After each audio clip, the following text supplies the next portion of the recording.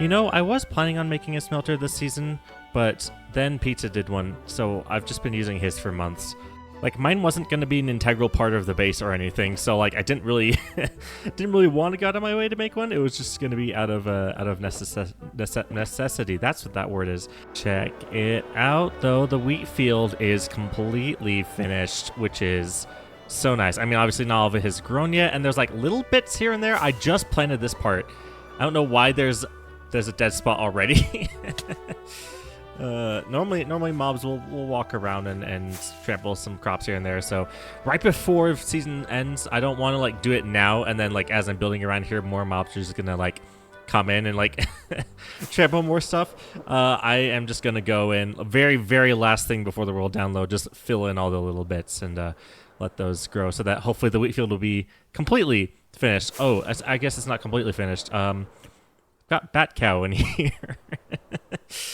This cow was in one of the streams who was just like staring at me the entire time, and so I named him Bat Cow for no reason other than just like for the meme. I don't know.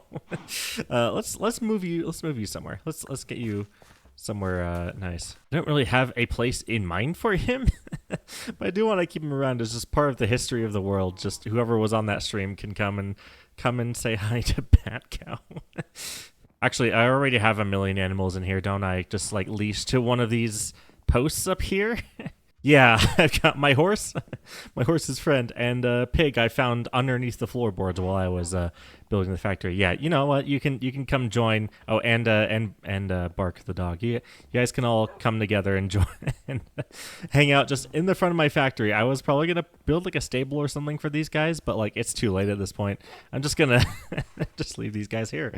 But anyway, last episode we built these grain silos as a iron farm to finally get started on I say get started and finished hopefully in one episode this rail yard back here. I've done pretty much all the terraforming over here off camera. I just wanted to get it done. I was working till like 3 in the morning because I didn't have class the next day, and it was just like, well, I guess I'll just do this. But before we get started on the rail yard itself, we actually need to build some sheds for the engines. And I have based this entire project, by the way, is based very, very heavily on locations and engines and stuff from Thomas the Tank Engine, because that's my oldest childhood love. And so I thought if I was already going to do a train thing, the train idea came first for the industrial area. If I was already going to do some trains, might as well make them my favorite British steam engines. And this location very heavily is inspired by Tidmouth from the early series. I say the early series because it's gone through like 5 or 6 redesigns, I guess, over the years. I did not realize how many redesigns there were. Also, I've heard this tip before, but I've never really like used it up to this point. If you build with slabs, if you're building a ground level floor or something like this, you aren't going to see the sides of it. You can just use slabs to literally double whatever blocks you're using, because 3 stone turns into 6 slabs. It's kind of crazy how resource efficient it is. I just like have never bothered to actually do it before. Okay. I discovered this during my stream the other day. It's a bug I am very annoyed by, but whenever you're doing half slabs and you come across this tall grass, it just turns it into a bottom slab for no apparent reason. No matter where your mouse is pointing, it just does that. And I am, it is so annoying, because normally you can just place a block wherever you want, Normally if you just place a block there, it just deletes it, right? And it kind of does that. It does delete the grass, but then it just turns into a bottom slab for no apparent reason, and it is so obnoxious. Oh, it was happening over and over and over again during that stream. Okay, that time it didn't do it. Right? Okay, so if I target this slab, it will turn into a top slab, but if I target the grass, it turns into a bottom slab. Okay. So there is a way to go get around it, but wait, no, I was targeting the grass there. Wait, huh? Huh? Wait. What is... Okay, it's inconsistent too. That's great. You know, I love this little clearing. Like, this was just naturally spawned this way, with just these like little hills surrounding it. It was a perfect spot for this. I'm shocked, because it's also not necessarily like part of like. I originally chose this area for the wide open field here, so that I could just have like all of this going on. But yeah, I peeked back here like a few months ago, really. And found this little spot and realized how good it was. Oh. I didn't even realize it was in the in the game. Well, I guess he just finished this season 5. I've just been AFK for a while at the iron farm, so if he joined, I completely missed it. Okay, now the shape of this thing is going to be pretty interesting because these things are usually like semicircle shaped. Either like a quarter circle or like a crescent or something like that. So, but obviously, we're in Minecraft, so we kind of have to fake that because I also want to build an engine in here, and having to build an engine like at an angle would be awful. Awful to try to do. So we're kind of having to like fake this curve, as in like the sides of these are actually parallel. The sides are like straight on, which is not what these things normally are, but I'm keeping the front and back sides curved in a way that just makes it look a little bit more shaped like they are in real life. I mean, curves aren't that hard to do in Minecraft. Like, you really just, I mean, I just built like 6 very round buildings. So, you know, they aren't awful. But in this build, if I can get out of this spot I just flew in, excuse me, please, thank you.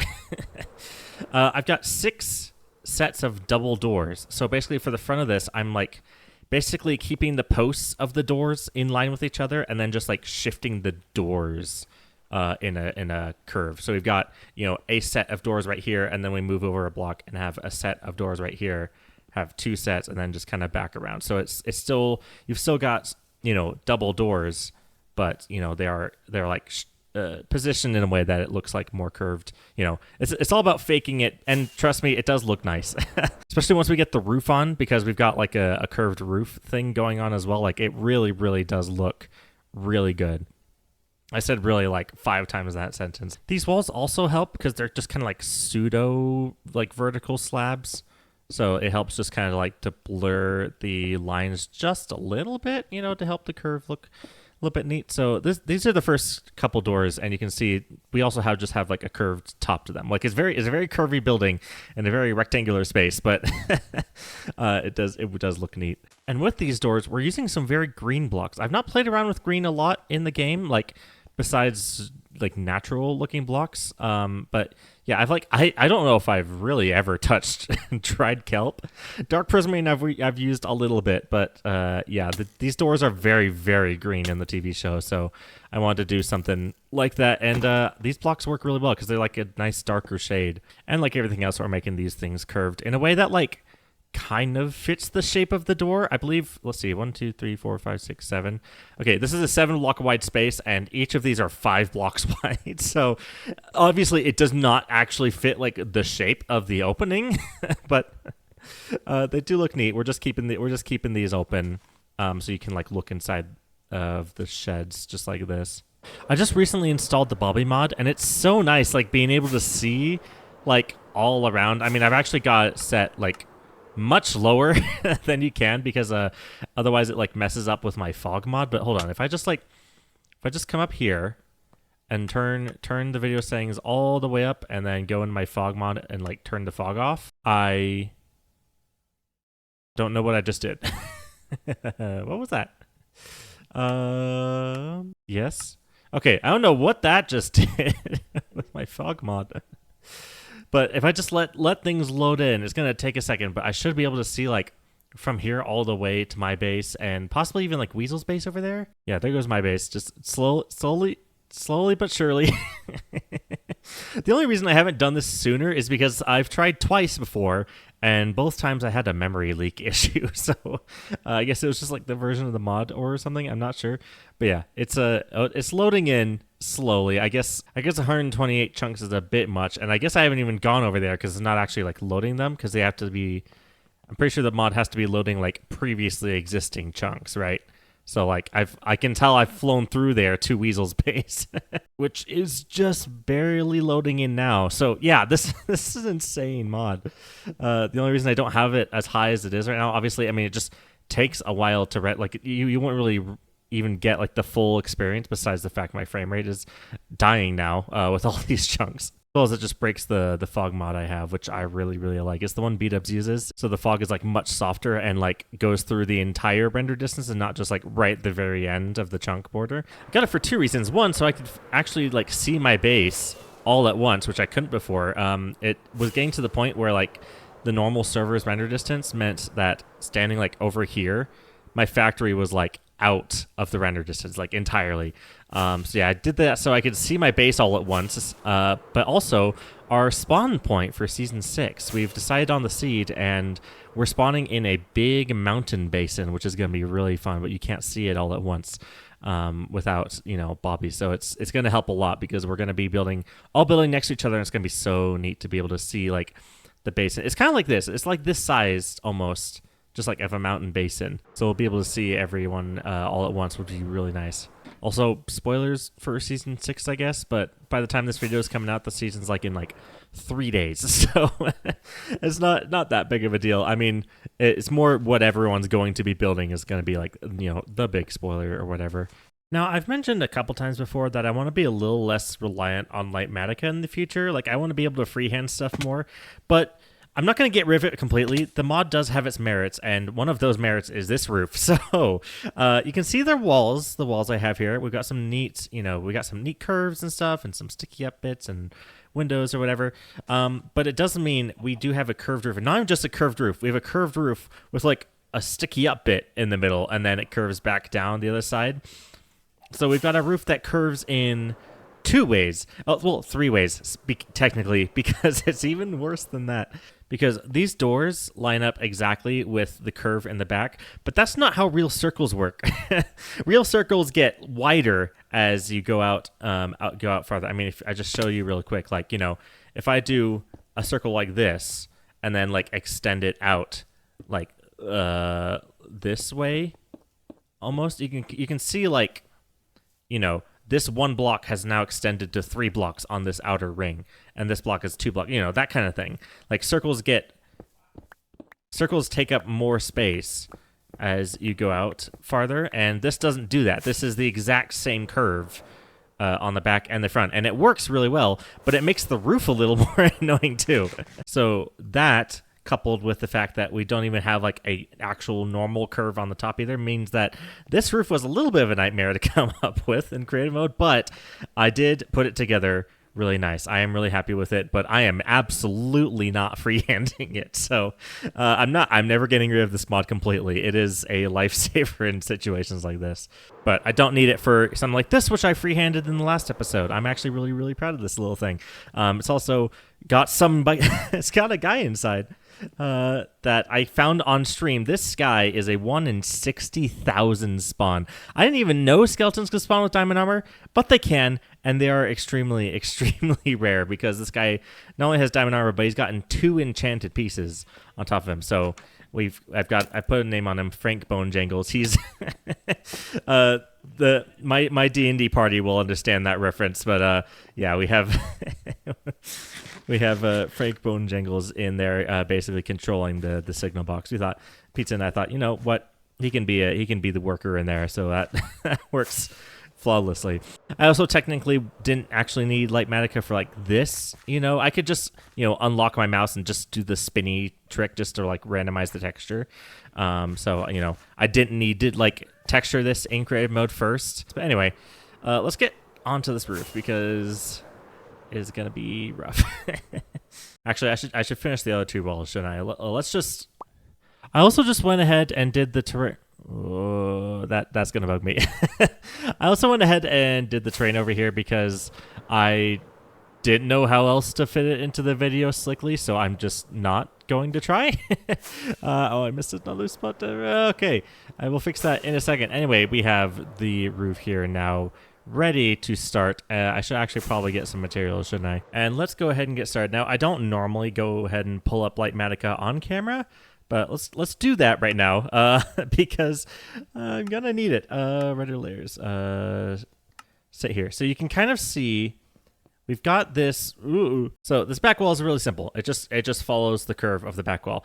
Up front though, I had to do some interesting stuff. So there's actually two curves you can see. There's like this front curve and the back one, and they're kind of like syncopated. So the back one changes every like halfway through each of the doors, and then the front one follows this curve.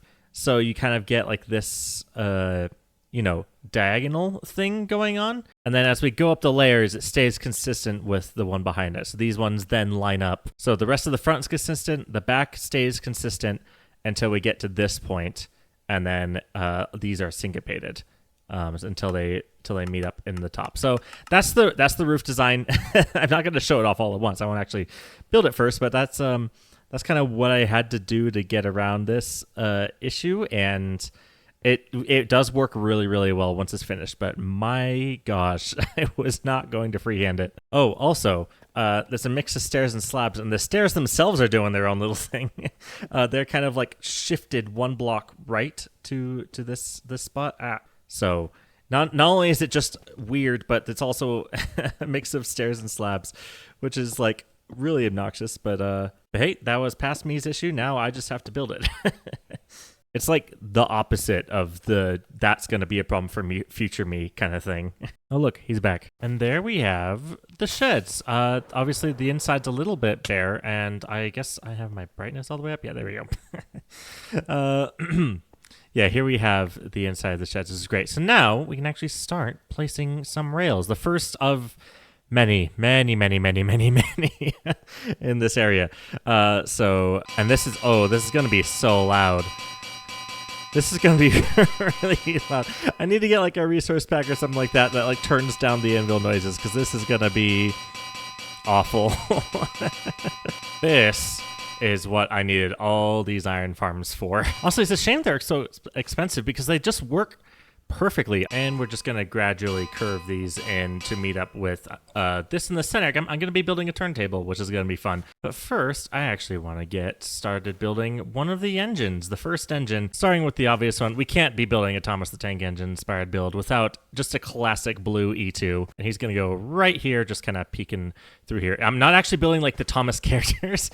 I've basically designed the engines off of the original engines they were designed after, if that makes sense. Like all the characters are real engines in real life. So Thomas, for example, is an E2 tank engine. So yeah, they're not gonna have faces. They're just gonna be normal engines, but distinctly similar to the fictional versions. Oh, also let it be known that throughout the entirety of the wheat field, I broke 14 diamond hose.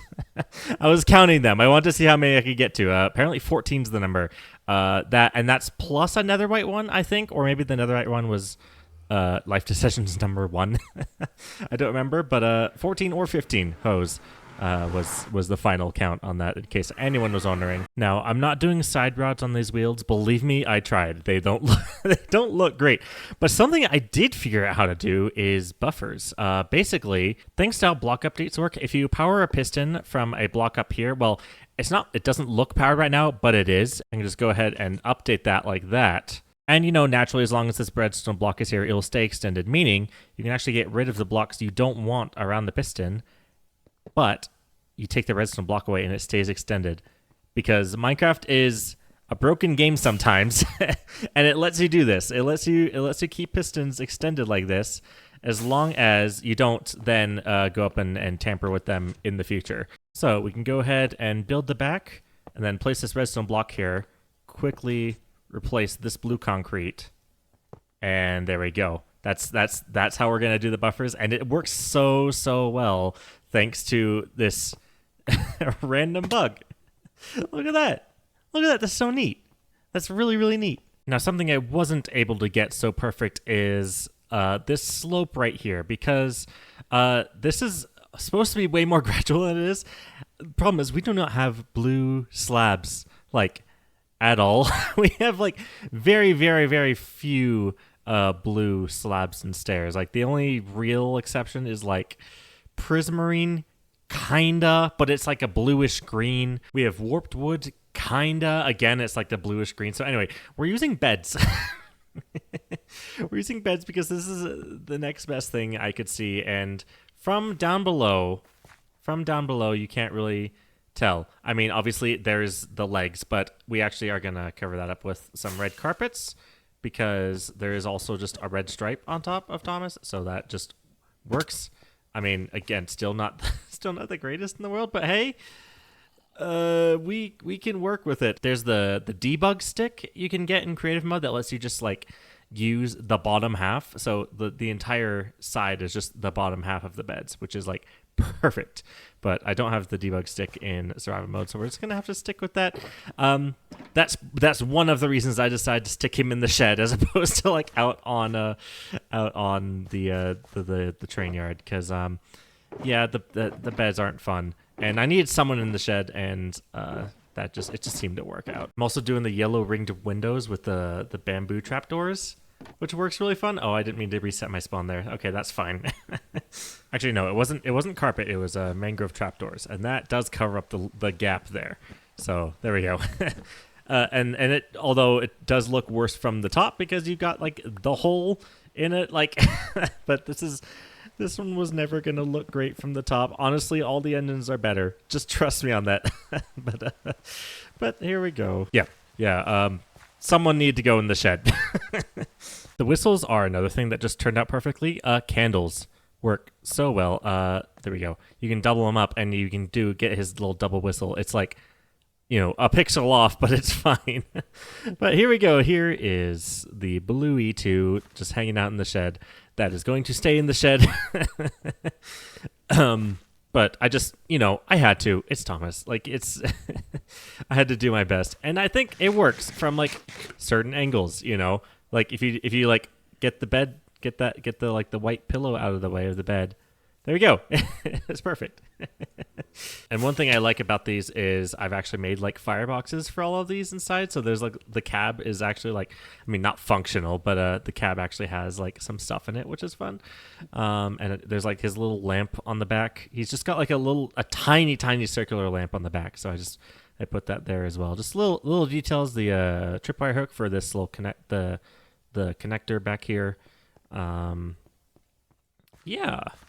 That's Thomas. That's the blue E2. All right, so now let's get working on this turntable, which turns out, no pun intended, which turned out really, really neat. I really like it. That's a death trap down there, isn't it? I did not light this place up when I flatten out this area. Oh, and there's another one down there? No, thank you. Oh, no. Okay, let's try that again. Fewer things more just like fun on a railroad than turntables are. Like they're just that like I don't know. You don't see them super often. I mean, they're not everywhere. Like cars or whatever are, but you know they're just they just exist. And when they do exist, they're just fun to have. Plus, it just adds some depth to this place by just having something like in the ground like this. You know. Just looks neat, just like looking at this whole place. They're really dynamic, which is fun. Like, you know, someone out there said, how do we get these massive, 10-ton metal machines going in the right direction? We could make a turnaround, which there are turnarounds in real life, or we can just put it on a slab and like spin it. So we just build across here. Again, it's very, very, very loud. And then have an out point over here, just kind of going off into the rest of the rail yard. So that is the shed area complete, and I'm very proud of it. I'm going to light that up. Actually, that's that might be something to work on. But yeah, that's I'm gonna light all that up. So now we get to this. I am not going to do all this on camera. I'm going to time-lapse most of this, but I do want to just show off the design I've come up with for the cars. And I'm using a unique block for these, which is going to be interesting, but it works really, really well. So let's just go ahead and make this little siding right here that I can just have one or two cars like hanging out. That's just going to connect with like the rest of the area. But let me just go grab my blocks real quick. So for these, I'm going to be using pale oak, just because they've got really nice like gray texture to them. It was hard to find a block with like the perfect shade, and these pale oak just ended up being exactly what I was looking for. But we've also got, turns out you can actually craft the hearts out of resin, which I had no idea. I thought we'd have to like raid a pale oak garden for these, but no, you can actually just craft the creaking hearts just like this. And these also have a very, very, very nice texture to them. Now, you probably already know this, but as long as you don't place the heart in a very specific way, I'm gonna do that just to save as much on wood as I can. As long as you don't place these a very specific way between two logs, they don't actually spawn any creakings. So I can use these as a neat little texture like that. But they look like straps of wood, like holding this thing together, which is otherwise like stone material. But we just fill up the top like this, and we have a really nice looking truck. Just like that. So that's going to be the template for like all of these. I'm trying to avoid the zombies before I get like a good look at it. There you go. Behind the fire, you can see our truck right here. So yeah, we're going to be building a lot of these. I'm so glad you can craft these hearts. Otherwise, I would have had to strip down like an entire pale oak garden, and I probably wouldn't have used these at that point. But hey, I like these a lot. So now I'm just gonna go ahead and time lapse the rest of this, which is gonna take a while, but not for you guys, thankfully. And we'll see just how good these iron farms have been to me. I already have like 4 or 5 shulkers of iron. I mean, like not complete shulkers, but you know, I've got a good amount already. So we can just use this, and if I need more, I can also just AFK.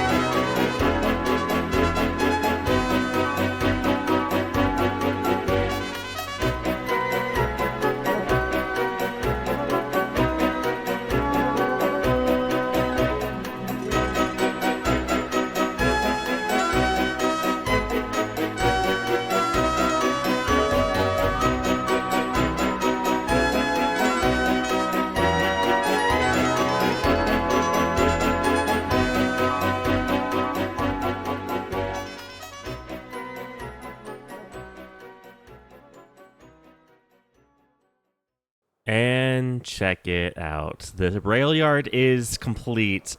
Mostly, I mean, I've got these like hoppers over here that aren't fully oxidized because I couldn't find as much oxidized copper as I needed. So I've just been letting it do its thing while I've been AFK at the iron farm, and it's getting there. As you can see, this side especially, it's getting there, and I have some stuff to clean up, obviously, but.